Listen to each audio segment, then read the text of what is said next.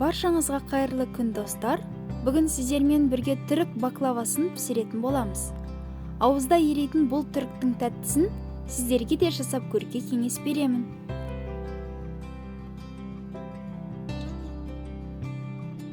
Ең алдымен баклаваның қамырын жасауға кірісейік.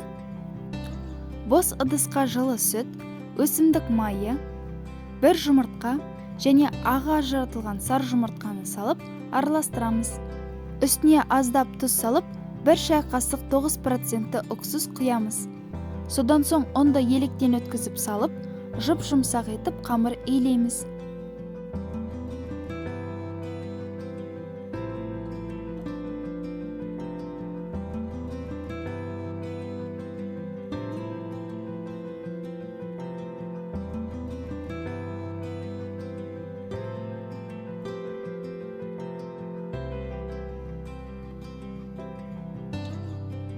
Қамырды илеп болған соң, бетін жауып, 20 минутқа тындырып қоямыз.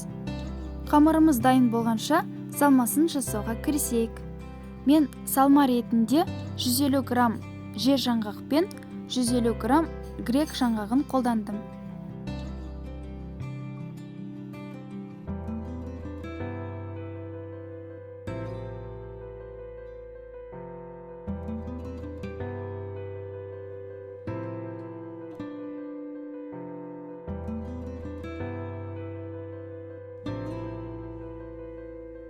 Екі жаңғақты да ұсақтап алып, жұмыртқаның ағын жаңғақтың үстіне салып араластырамыз.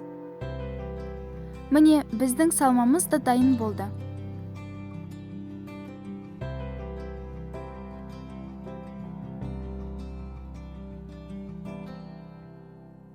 Ал енді қамырымызды 5 бөлікке бөлеміз.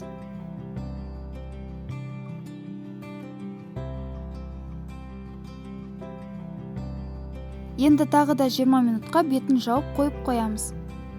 Қамырыңыз қанша тынығып тұрса, соншалықты жақсы жайылады. Бірақ менің қамырым өте жұмсақ болып шықты, сондықтан мен бірден жаюға кірісемін. Және де осы баклаваның қамырын жайып жатқанда, крахмал қолдануға кеңес беремін. Егер сіз крахмалдың орнына ұн қолданатын болсаңыз, содан соң баклава жасап жатқанда, баклаваның қамыры бір-біріне жабыспай қалуы мүмкін. Бірақ крахмалды өте көп қосуға да болмайды. Және де баклаваның қамырын өте жұқа қылып жаюға тырысыңыз. Жайылған қамырдың астына қолыңызды немесе басқа бір затты салғанда, соның пішіні көрініп тұруы керек. Ал енді қамырымызды видеода көрсетілгендей етіп қайталаймыз.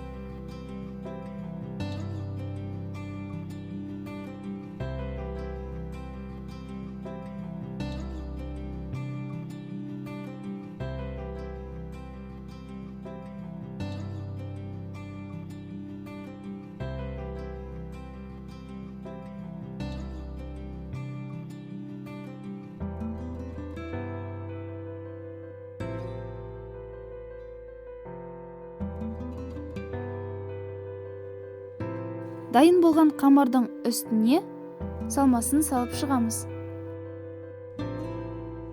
Және де айта кететін болсам, осы салманың ішіндегі жер жаңғақ пен грек жаңғағының орнына басқа да дәндерді қолдануға болады.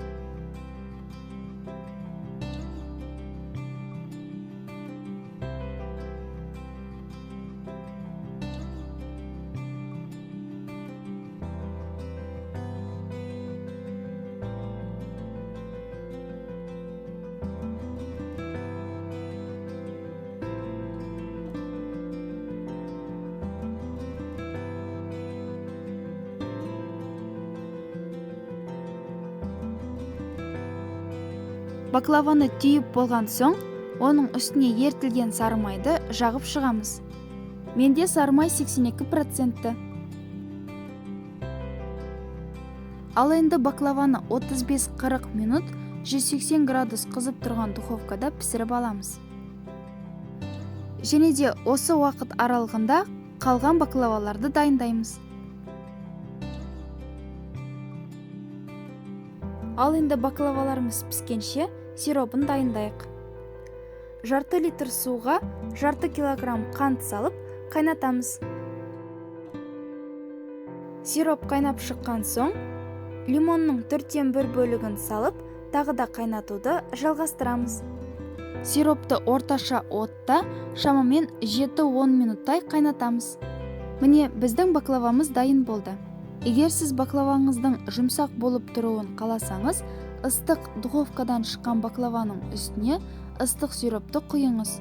Ал егер керісінше, сіздің баклаваңыздың күсірлек болып тұрғанын қаласаңыз, сиропты суытып құйыңыз.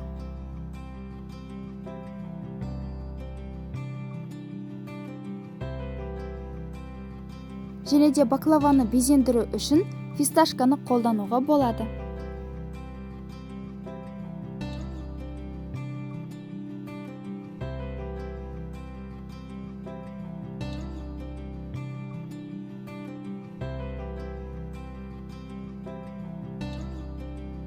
Менде барлығы 42 дана баклава дайын болды.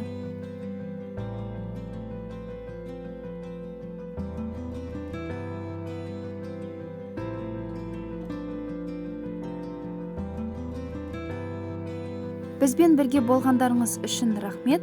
Каналымызға жазылып, осы видеоға лайк басып, комментарий жазып қалдыруды ұмытпаңыздар. Келесі кездескенше.